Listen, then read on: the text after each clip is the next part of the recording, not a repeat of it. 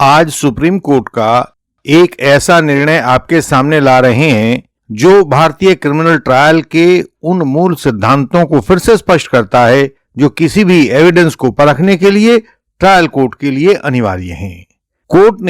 Supreme court ने इस मामले में यह बताया है कि किसी भी कन्विक्शन का आधार केवल आरोपों की गंभीरता नहीं होती, बल्कि एक स्तर होता है जिस तक रिकॉर्ड पर मौजूदा एविडेंस को पहुंचना चाहिए।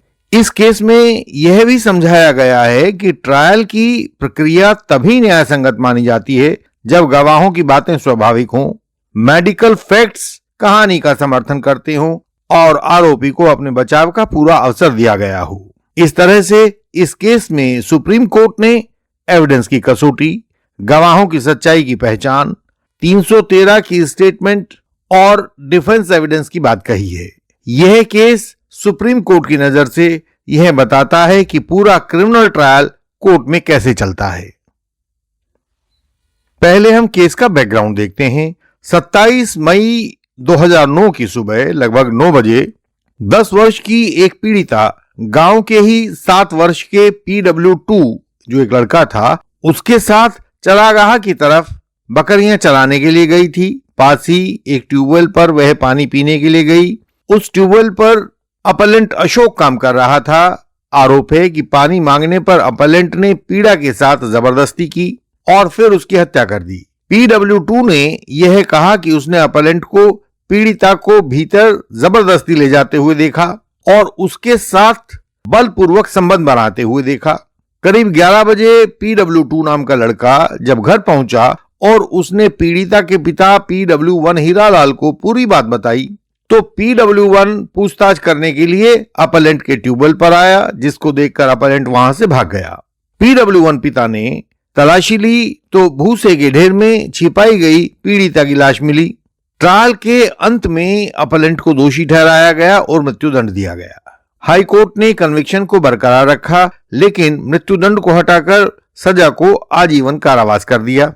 यही कन्विक्शन आगे चलकर सुप्रीम कोर्ट में क्रिमिनल अपील नंबर 771/2024 के रूप में फाइल किया गया।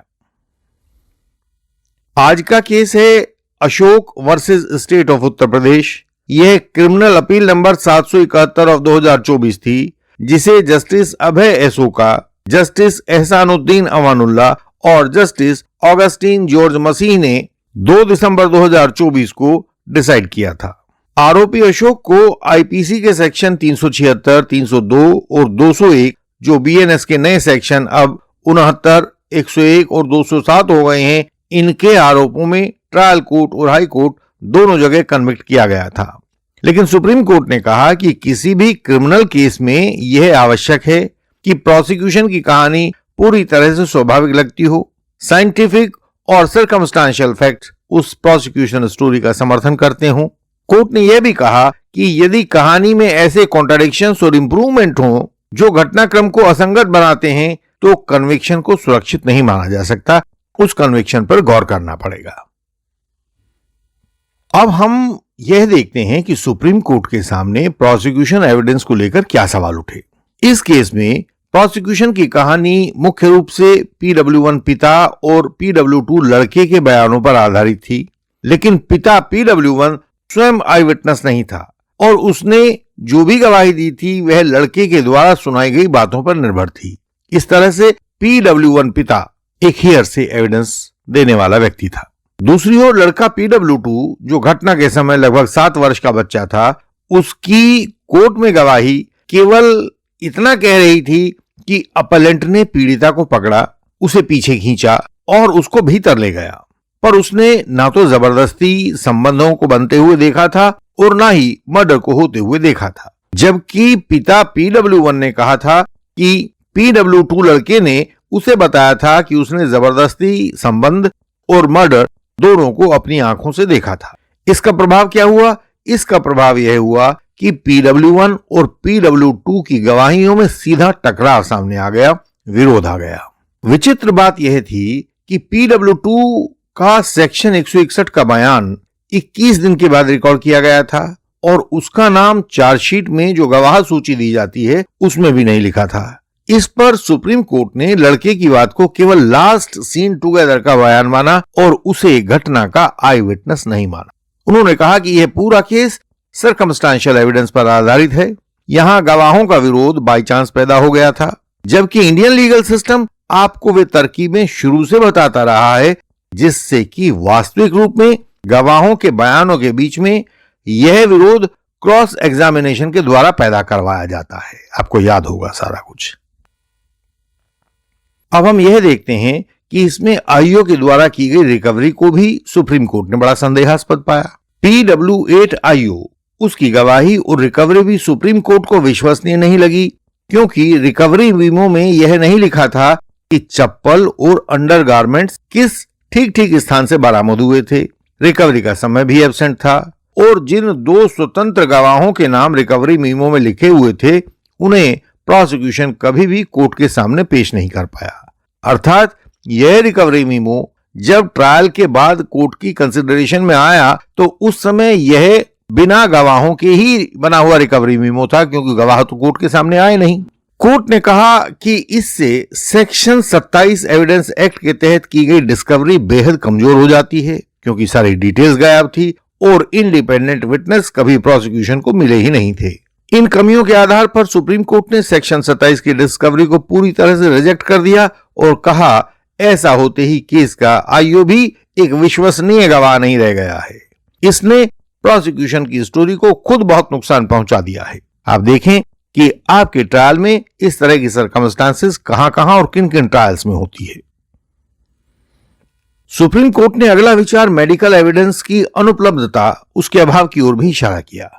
इस केस में मेडिकल एविडेंस को सुप्रीम कोर्ट ने एक व्यापक बैकग्राउंड के रूप में पढ़ा और यह देखा कि क्या मेडिकल निष्कर्ष गवाहों की गवाहियों और इन्वेस्टिगेशन के डॉक्यूमेंट्स के साथ एक संपूर्ण तस्वीर बना पा रहे हैं या नहीं बना पा रहे हैं। सुप्रीम कोर्ट ने पाया कि मेडिकल रिपोर्ट में ऐसे कोई निर्णायक वैज्ञानिक तथ्य नहीं है जिससे जबरदस्ती संबंध हो और मर्डर की घटनाओं का ठोस वैज्ञानिक आधार स्थापित हो सके। इसलिए कोर्ट ने कहा जब गवाहों की गवाही अविश्वसनीय हो, 161 की स्टेटमेंट्स रिकॉर्ड करने में देरी की गई हो और चार्जशीट में अनेक खामियां हो, रिकवरी में न जगह दी गई हो, न टाइम बताया गया हो और स्वतंत्र गवाहों का नाम तो बिल्कुल नहीं हो, आरोपी के 313 के बयान भी ठीक से लिखे नहीं गए हों, तब ऐसी स्थिति में मेडिकल एविडेंस का ना होना प्रोसिक्यूशन स्टोरी को बिल्कुल खत्म कर देता है।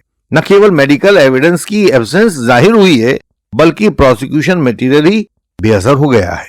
और आप देखेंगे कि हमारे अधिकतर ट्रायल्स में ट्रायल कोर्ट के सामने बिल्कुल यही तस्वीर होती है, हालांकि वो उसको खींचतान करके किसी तरह से कन्विक्शन कर देते हैं, लेकिन इन कन्विक्शंस को यदि ध्यान से देखा जाए, सही से अपील की जाए, तो अपीलेट कोर्ट जाते ही एक तरफ कर देता है, सेट असाइड कर देता है।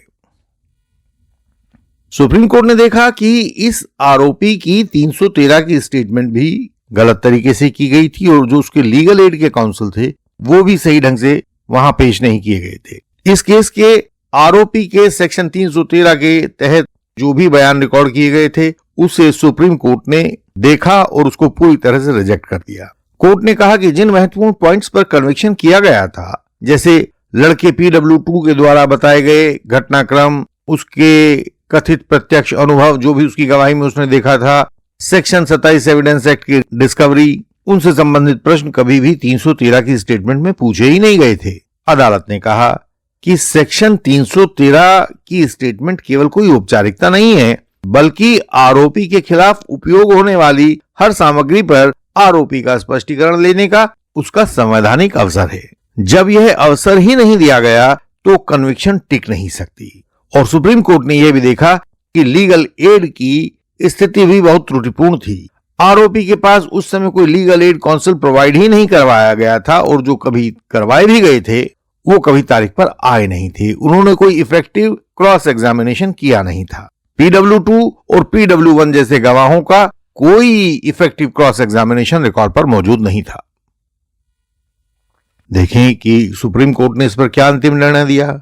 सुप्रीम कोर्ट ने कहा कि आर्टिकल 21 और आर्टिकल 39A के तहत लीगल एड की सहायता कोई औपचारिक बात नहीं है, बल्कि एक वास्तविक जरूरत है।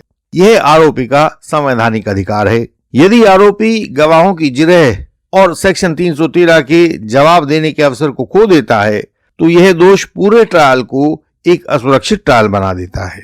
इन्हीं कारणों से सुप्रीम कोर्ट ने कहा कि इस केस में दोष सिद्ध करने की पूरी प्रक्रिया ही अवैध हो गई है और इसी आधार पर सुप्रीम कोर्ट ने अपलेंट को बेनिफिट ऑफ डाउट देते हुए बरी कर दिया। सुप्रीम कोर्ट ने ट्रायल कोर्ट और हाई कोर्ट दोनों के निर्णयों को रद्द कर दिया और अशोक आरोपी को अपलेंट को पूरी तरह से बरी कर दिया। जाओ, मुक्त हो जाओ। हमारे यंग एडवोकेट्स के लिए, बल्कि साथ दूसरे जो सीनियर एडवोकेट साथी हैं उनके लिए भी इस जजमेंट से बहुत सीख मिलती है, कानूनी सीख है। सुप्रीम कोर्ट ने दिखाया कि कोई भी केस 3 चीजों से जीता जाता है: गवाह क्या कह रहे हैं, गवाह क्या नहीं कह रहे हैं और पुलिस ने इन्वेस्टिगेशन में कहां न्याय की सीमा रेखा को पार कर दिया है।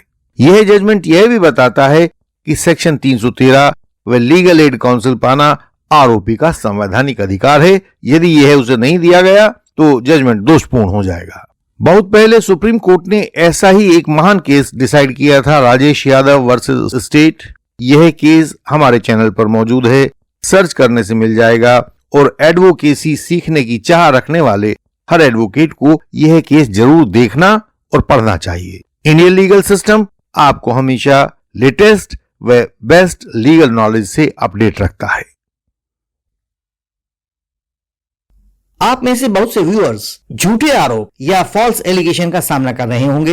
एडवोकेट कलीग्स के क्लाइंट्स भी ऐसा सामना कर रहे होंगे। झूठे आरोप या फॉल्स एलिगेशन से बचने के लिए आपको कानूनी ज्ञान और अनुभव दोनों की जरूरत होती है। हम झूठे आरोप या फॉल्स एलिगेशन के ऐसे मामलों में आपकी सहायता करते हैं। पूरे भारत के हर राज्य में, हर अदालत में हम आपकी सहायता पहुंचा रहे हैं और आगे भी पहुंचाते रहेंगे। हमसे सहायता पाने के लिए हमारा व्हाट्सएप नंबर, हमारा ईमेल एड्रेस और वेबसाइट का URL आपको सामने स्क्रीन पर दिखाई दे रहा होगा तथा ये सब बातें हमारी हर वीडियो के डिस्क्रिप्शन में भी होती हैं। समय को गंवाएं नहीं, उसका इस्तेमाल करें, कहीं समय हाथ से ना निकल जाए। हमारी वेबसाइट पर बहुत महत्वपूर्ण जानकारी को सरल भाषा में पढ़ें। वहां झूठे आरोप या फॉल्स एलिगेशन से बचने के उपाय भी मिलेंगे।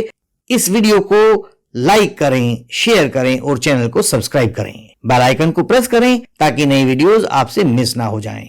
हम आपसे अगले वीडियोस में फिर मिलेंगे। तब तक के लिए प्रणाम।